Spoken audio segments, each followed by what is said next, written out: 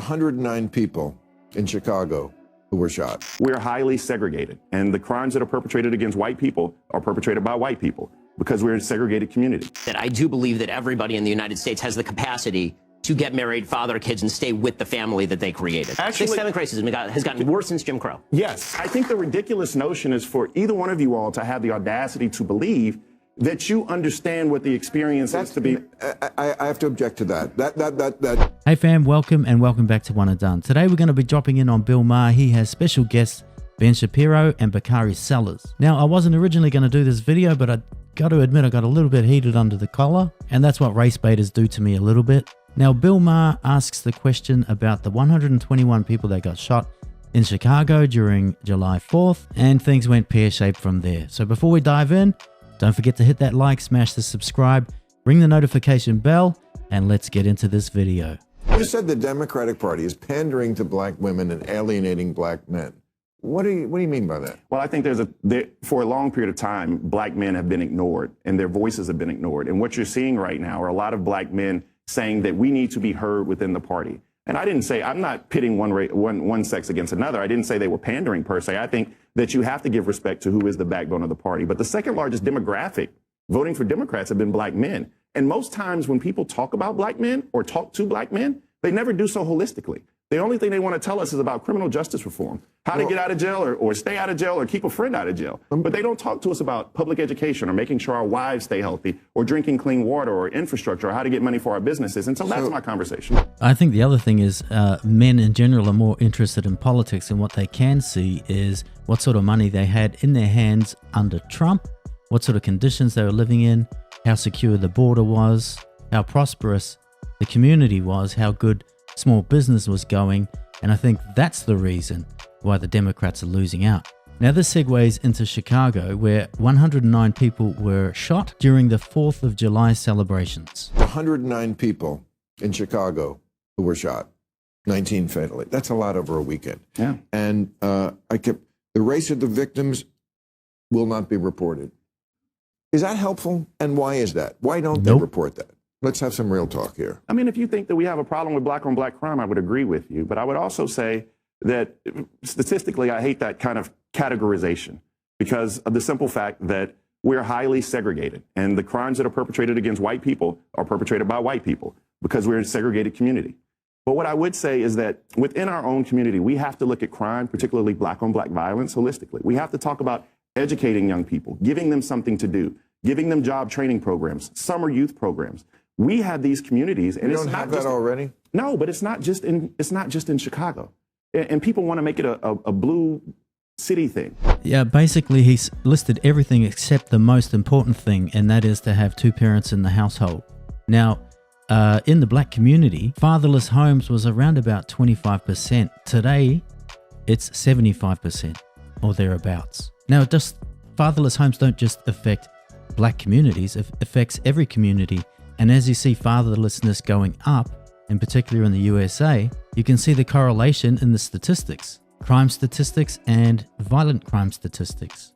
Now, if there's two parents in a white house and two parents in a black house, the statistics almost cancel each other out. So what that says is, and shows consistency, that if there's two parents in the household, that child, and in particular young man, has a far greater chance of success. No government program is going to replace that. Governments don't make good parents. And the best form of governance is self-governance. But if you look at the violent culture or the number of deaths or the rate of crime and violent crime in states like Arkansas, Mississippi, Louisiana, South Carolina, Georgia, we have a problem. Now, if I were able to look in the camera and talk to black men out there, I would say we have to stand up in our communities. We have to hug and love our children so that they don't go out and join gangs, so that they can find that love. And we're just not doing a good enough job. But we also don't necessarily have the resources poured into our community to help lift those people up. I hate when people say pull yourself up by the bootstraps, and we don't have no damn boots. This guy doesn't have a clue. A cuddle doesn't fix anything. Let the mums cuddle them. A man's job is to provide a vision and a pathway. A cuddle doesn't fix the structural problems in someone's life. It makes you feel good for a moment, and then it's gone. Then you have to deal with reality.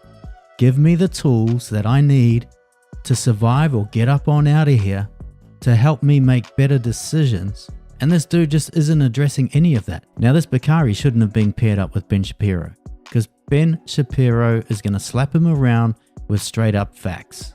I mean, I'll disagree with the last aspect only to the extent that I do believe that everybody in the United States has the capacity to get married, father kids, and stay with the family that they created. Well, Donald Trump didn't. I mean, and I disagree with that. And I disagree with that. By the way, I should know, does not undercut the point at all, and you, I think, agree with me. Well, I mean, I hear you, but I think where I would probably disagree with both of you guys is that we've never really evaluated the systems that we have in this country. I mean, most times when we talk about racism... I just asked the question. No. I'm bringing us together. Shifting the blame, looking to shift the We're blame talking about again. single motherhood, for example. Obviously, the rate of single motherhood in the black community has increased from 20% to 70% since 1960. I'm talking about systemic racism. Bakari, just listen. Just use your ears, bro. Use your tarting ears. Use your ears, mate. Just listen. I mean, who are you comparing to Donald Trump? I mean, that's just ridiculous. He's just trying to get that clap. So cheesy, bro. So cheesy. Now, what's going to happen is, like most race baiters, they go down this path. They're looking for everybody else to blame except taking responsibility, looking at the situation at hand, isolating the issues, and coming up with actual solutions. And most times... Has it gotten worse since 1960? Yes, actually... Systemic racism has gotten worse since Jim Crow. Yes. So you want me to give you a stat? Black home ownership today is less than it was pre-Fair Housing Act of 1968. But let me also talk about the fact that being the welfare state. Let me also tell you this. A lot of times when we talk about racism, we only talk about the fact when somebody calls you nigger. But very rarely do we talk about the systems of injustice and oppression we have in this country. Where I'm from, Denmark, South Carolina, you don't have clean water, right? I live in a food desert, or grew up in a food desert where you can't go a mile or two and have access to fresh fruits and vegetables. The schools are falling apart. The infrastructure is eroding. Bakari, is your life as a black man better or worse than it would have been if you had been born in 1920 in the United States? Well, all you have to do is ask my father, who literally was shot in the Orangeburg Massacre, right? Who helped found SNCC, who marched with Marion Barry and Stokely Carmichael and Martin Luther King, and the list goes on and on and on. And he will tell you today that he feels like this country's at 1954. And so if you want to talk about somebody... That doesn't mean it is. Bruh, the backpedaling is ridiculous. He's looking like a clown right now. The question was, why was there 109 shootings in Chicago? And now he's gone on this full-on defensive rant, raving about all this nonsense. Yes, things are difficult. People have hard lives. People have challenges. Now he's saying that the US in 2024 is as bad as it was in 1954. See, this is why I can't take these race baiters seriously. I can't. This is ridiculous. What, LeBron James's life is worse than Bill Russell's? When Bill Russell was playing back in the day, LeBron's got it worse? Well, you said he feels that way. That's ridiculous. It is. Come on. But I think the ridiculous notion is for either one of you all to have the audacity to believe that you understand what the experience is to be. I have to object to that. But you just said I cannot talk about it because I am not part of a group. I am a sentient human being. You're right. There's two ways you cannot understand something. One is to be too far from it. We're too far from it. We can't see like you can. One is to be too close to something. And then sometimes you can't see it accurately either. I'm not too close to something. I am that. I know. So, but what I am saying though is for you to discount my father's experience and say I'm not discounting it. And to say it was silly. I'm not. No, he was shot. No, this dude's got his feelings all hurt. See, this is the problem. You're asking questions, you're asking people to solve your problems without solving them yourself, and you get upset because they've got solutions. Were you shot? No, but he's still alive. Like, he's right here. Like, right, but the idea that if I were to say to you, as a Jew, that the experience of Jews in the United States today is worse than the experience of Jews in Europe in 1939, I would not be stating accurately. Correct. It's not true. That's and it's also not true to say that the experience of black people in America in 2024 is worse on a general level than the experience of black men in 1954 in Alabama. That's just crazy. I also think that's decently intellectually honest. Doing the backstroke. And that's my problem with it. I think that's genuinely intellectually dishonest, because when we go through the litany of not just imagine. So, for example, one of my major political issues is African-American female mortality, right? If you want to talk about structural racism, Did you know? I'm sure you do. But black women are 3 to 4 times more likely to die during childbirth than white women. That's also true in Europe, by the way. But we're talking about the United States. I know, but the problem is you have to have a control. But we do have a control. Well, no, your statistical control. Bruh, it's the same issue with Polynesians, man. It's obesity. It's being overweight. Life expectancy is a lot lower. It's lifestyle. It's culture. It's choice. Genetics, biology, that might have some impact. But what you're putting in your mouth has more of an impact. So tell me why that is.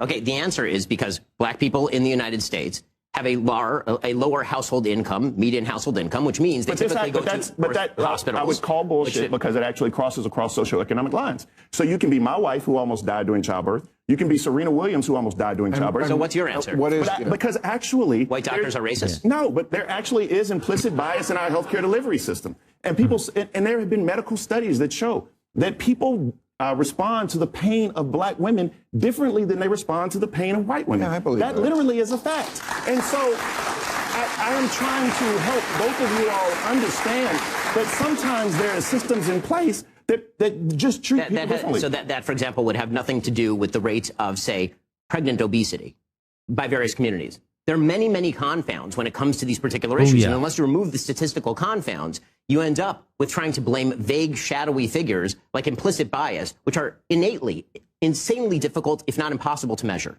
Always trying to blame Casper the ghost. It's a ghost. Doesn't exist. Eat whole foods and drink water. I don't know what he just said. Yeah, you wouldn't. In 2015, Dylan Roof walked into a church and murdered one of my good friends and 8 others, right? Because that happened, we took down the Confederate flag. But why did we take down the Confederate flag at that point in time? Because it took black blood flowing through the streets, right? You don't get the 64-65 Voting Rights Act without the fact that people had to see that brutality of the Edmund Pettus Bridge on camera, all right? You don't get the Fair Housing Act of 1968 without King being assassinated. We don't have a conversation about criminal justice reform without George Floyd being murdered before our eyes. And so my point to you both is that the cost for change for people who look like me in this country is too damn high. Now, look, we'd never downplay any of the situations he's talking about, okay? Now, George Floyd apparently was full of fentanyl, so who knows? But there definitely were some horrific acts in the past. But remember where this conversation started. The conversation started about the shootings in Chicago. He doesn't want to deal with those shootings because he's trying to mask it with all this other stuff. The question was simple, and he's gone on this huge tangent. Now, I was going to do the other part of this video where they're talking about Joe Biden. But this thing got my blood boiling as it normally does because you know I hate race baiters. Because race baiters aren't helping anyone but themselves. They aren't giving these poor kids the tools and solutions for their problems. What the hell is he talking about that's going to solve the problems of these 121 people that got shot by their own community? And this isn't a one-off. This happens just about every weekend. Maybe not this level, but happens all the time. Also, the benefit that you're talking about, just legally speaking, of taking down the Confederate flag should not be equated with the benefit of the Civil Rights Act. They're not the same thing.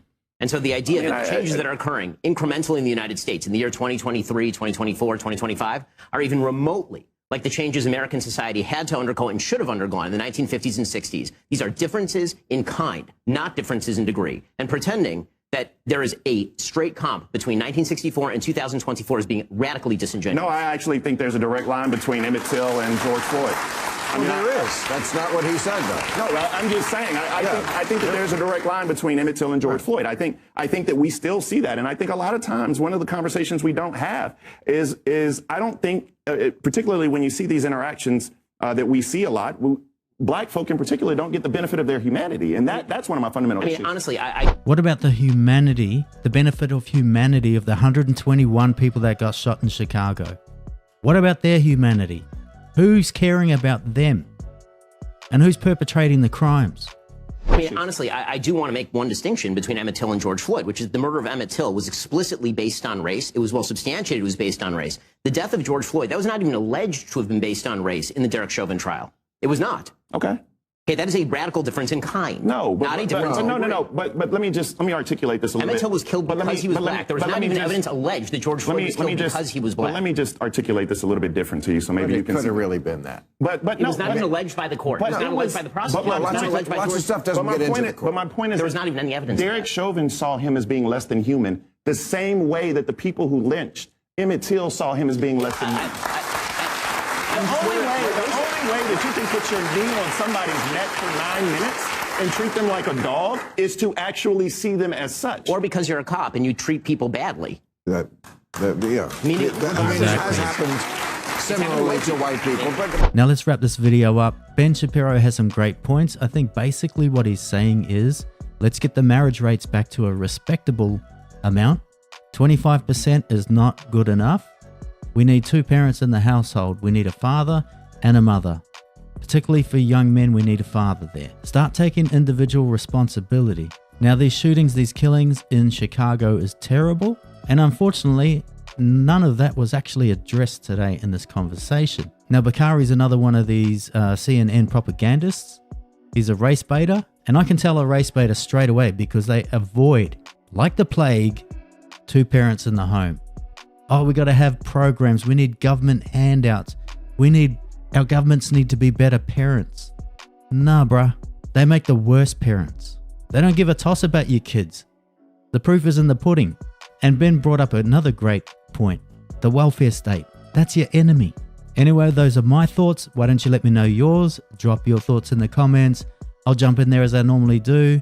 Thanks for watching. Don't forget to like, share, subscribe, ring the notification bell, and I'll catch you in the next video.